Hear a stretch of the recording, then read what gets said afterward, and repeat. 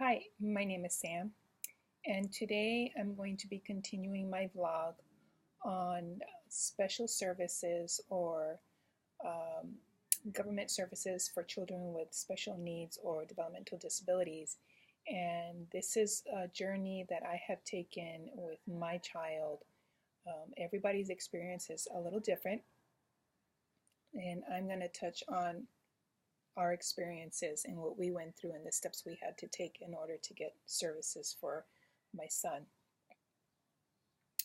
Um, I'm going to continue where I left off, and my child was a toddler at the time, and he was around 3 and a half or 4 years old.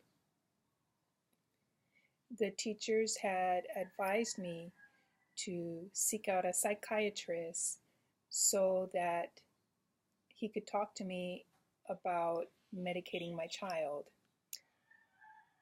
This is a very sensitive subject. I really had to sit down and think about what were the pros and the cons. Basically, nobody wants to medicate their child, but my thought was that I was in between whether or not I should medicate my child due to the fact that my child could not stay calm and he needed to concentrate better in a way that he can sit down and do the daily tasks that he needed to do on a day-to-day basis. So I thought to myself, if there were no long-term side effects to the medication, and this would enable my child to be successful in everything that he did, then medication was very important for my child. If you have a child that's extremely hyper and cannot sit down and focus on one task and or consecutive tasks thereafter, you need to start asking yourself, do I want to see my child succeed, or do I want to see him to continue to struggle at what he's trying to accomplish?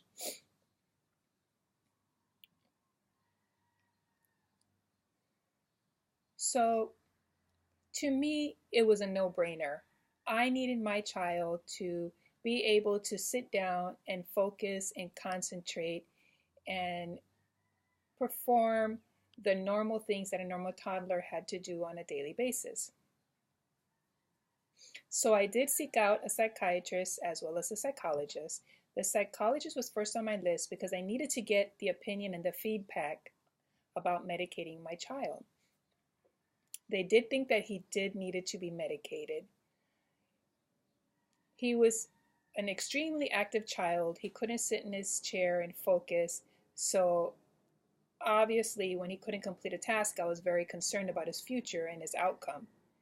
They did put him on Ritalin at that time, and it seemed like every so often we needed to increase the dosage because his body was adjusting to the medication, getting used to it, or he was outgrowing it due to age. However, there came a point where he was being given so much Ritalin that he was displaying side effects. One of those side effects was ticking, and he developed Tourette's syndrome. For those of you that are unaware or unfamiliar of what Tourette's syndrome is, it's an involuntary ticking disorder. And part of his ticking disorder was echolalia, which is a ticking that is verbal. So they're grunting or saying certain words and it's uncontrollable. They can't control it. So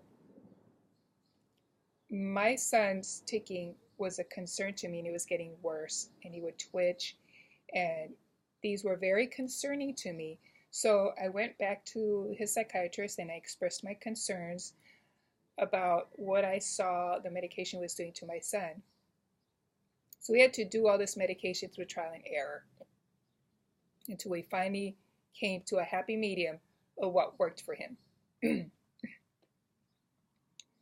He was displaying Tourette syndrome for quite a few years after that.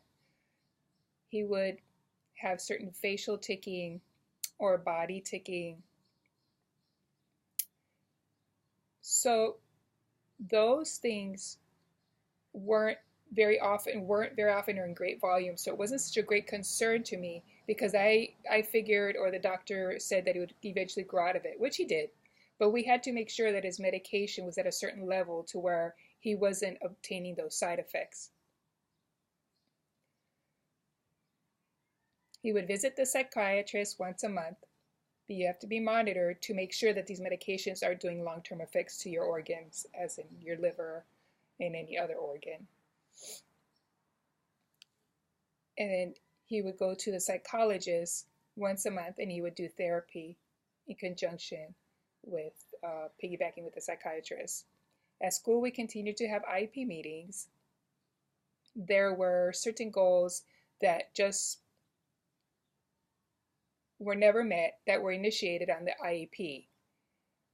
They were specific goals that were never really followed through, and we would continuously come to the table each time, and they were never met. It was just one of those things that you don't have an explanation to as to the why it was never met. Either the teacher refused to follow through with the process, or she wasn't really concerned that it needed to be followed through with, whatever the issue. But this is some of the issues that we had with the school system. On the other hand, there were certain goals that were met in regards to sitting down, staying seated for a specific amount of time, given instructions to do something and following through before going on to a next task, and so on and so forth. So it depended on what your goal or the team's goal was for your child in progressing. So the daily journal that went back and forth between the teacher and myself went on for several years, had helped us so much with communicating between the teacher and myself. So we knew what was going on in the class, and she knew what was going on at the home. There came times where we did have a few teachers that really helped us stay on task with my son, but then we did come across those that just wouldn't follow through with the whole journal situation.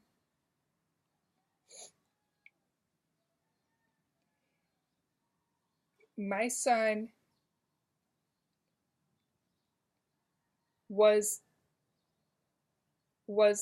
aware that this journal was going back and forth between the teacher and myself, and that there were things that came from the teacher that needed to be followed through with. So I would sit down with him and I would question him and I would ask him, and it would go back to the teacher, and the teacher would talk with him and ask him about his thought process and correct him and redirect him and how she thought it would better help him in the classroom.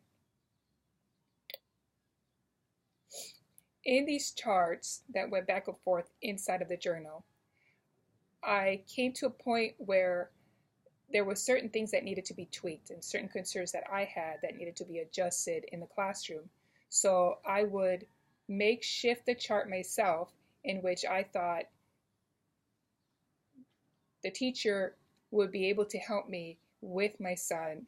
And I would print out this chart and I would provide the teacher with stickers or stamps and happy faces or so on and so forth. So we would have scales from 1 to 4, 1 being poor, okay, doing well, progressing, achieved, certain things like that.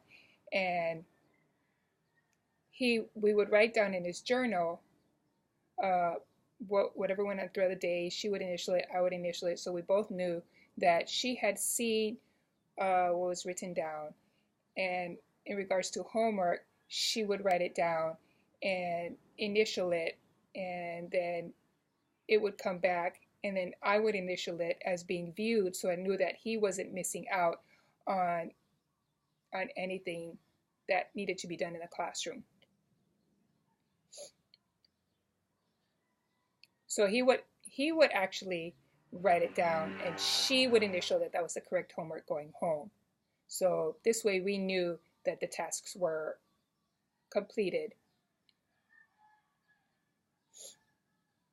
As he got older, we came across certain teachers which would assign homework, which were very surreal for him, which made him sit down and spend several minutes or 1 hour or 2 hours to do homework. So with a child with ADD or ADHD, we know that it's not in the best interest of the child to have to sit down for a long period of time doing homework. This would be difficult for the child because of their lack of focus. So this would become very frustrating for the child as well as the parent, because he or she would see what the child is going through. Sometimes some of these teachers would either not knowledgeable in this area, or apparently they didn't follow through with the process. So this was another thing that was very frustrating, and we came across with some teachers as well. And this is also something that you come across through trial and error. You get used to a teacher for 1 year, it works out really great, and then the next year you come across a teacher that wasn't all that good for your son. So it was always an up and downhill battle in with the school system and trying to find an appropriate fit for your child.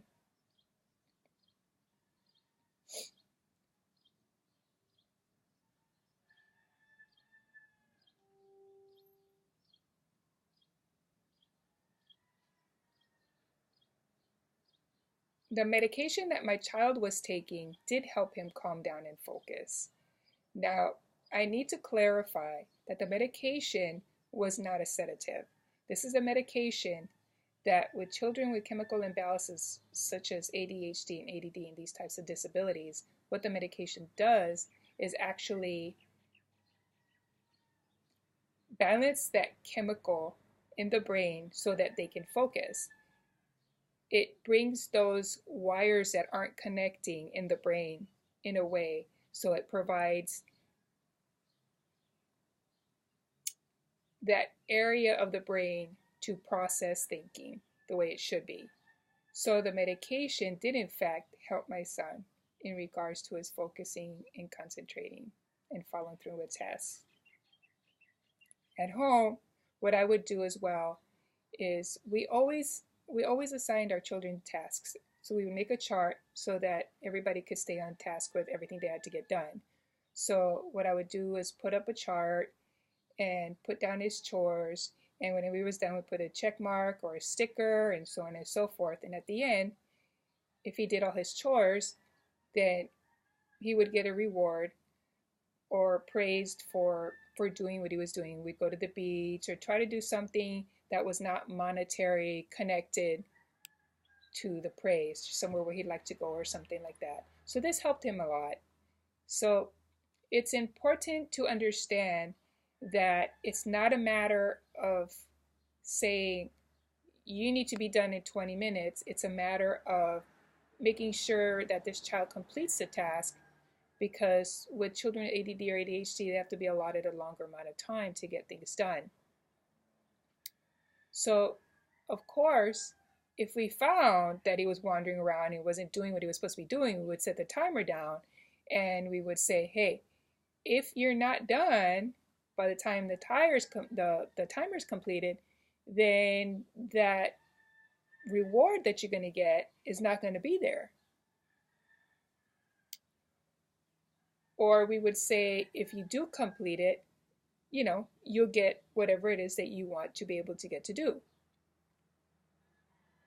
It's good to know that when you praise a child, it's better to think more on the positive side, saying, well, you're going to get this if you complete this, as opposed to we're going to take this away if you don't do this.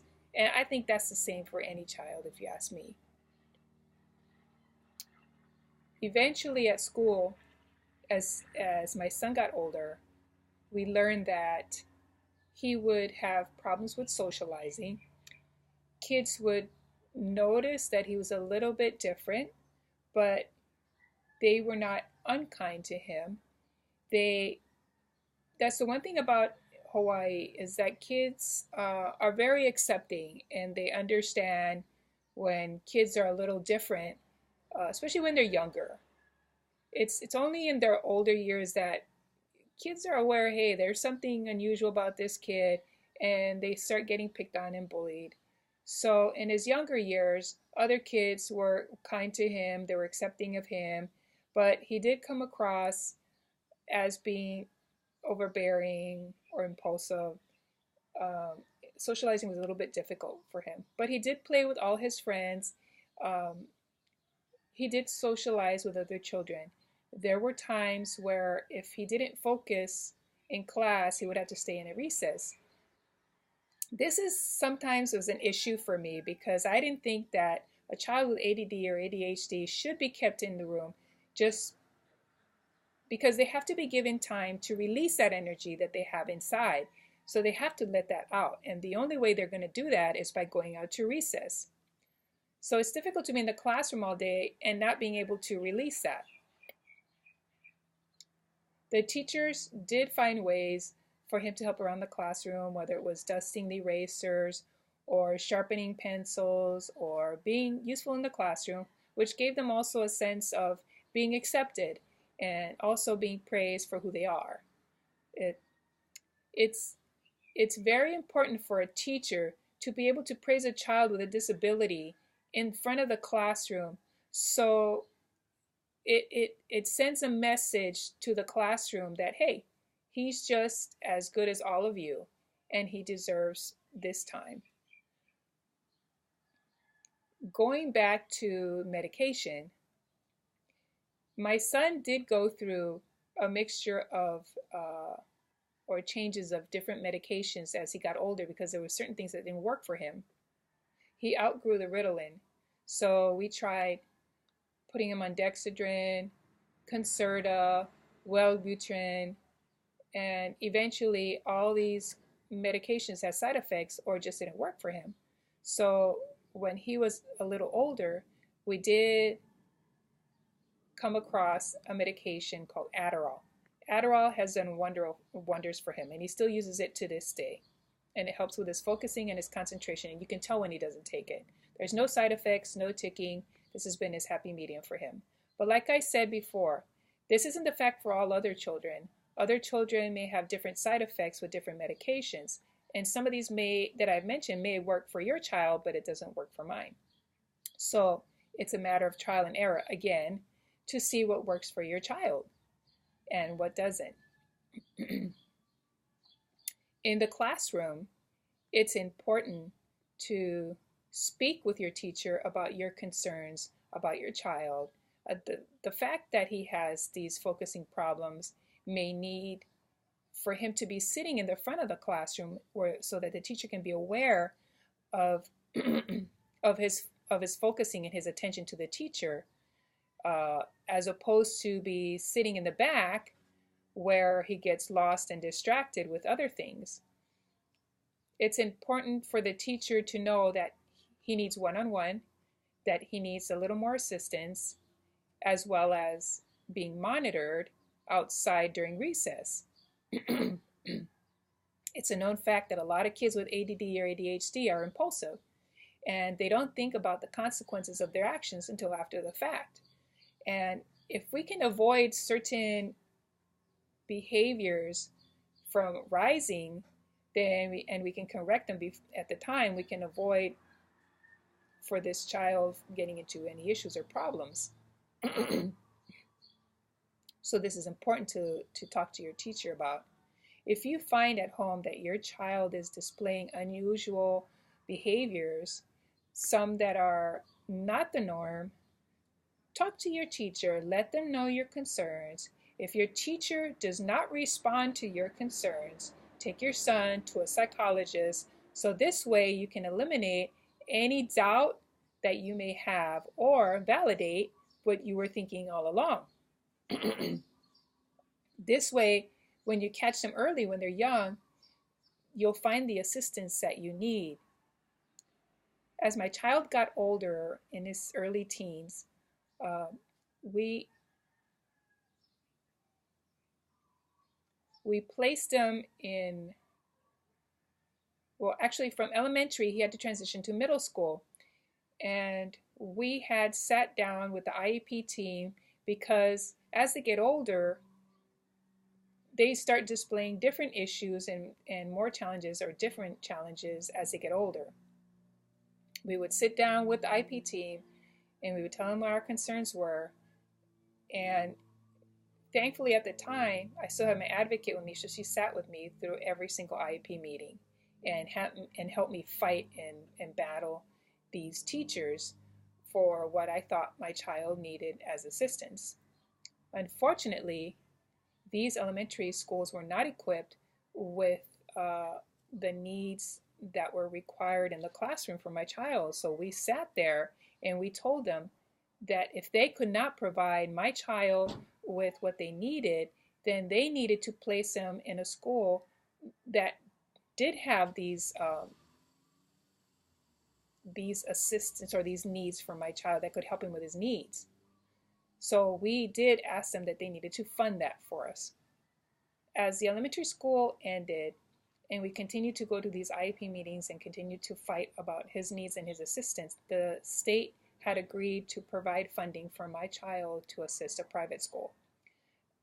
At the time, Academy of the Pacific was a great campus. It was small, sort of a village of independent classrooms that comprised of a 10-to-1, which was 10 children per one teacher. And the tuition was not cheap. It was $25,000 to $27,000 at the time. This was 8 years ago. Thankfully, the state had agreed to provide funding for my son for this private school. So I will continue on this vlog on my next video. If you have any questions, let me know. I know I'm going all over the place, but I just keep going back and forth when I start thinking of something. And if you do have any questions or any concerns or would like to comment or add anything, please do so below in your comment area. I would appreciate it. Thanks for watching.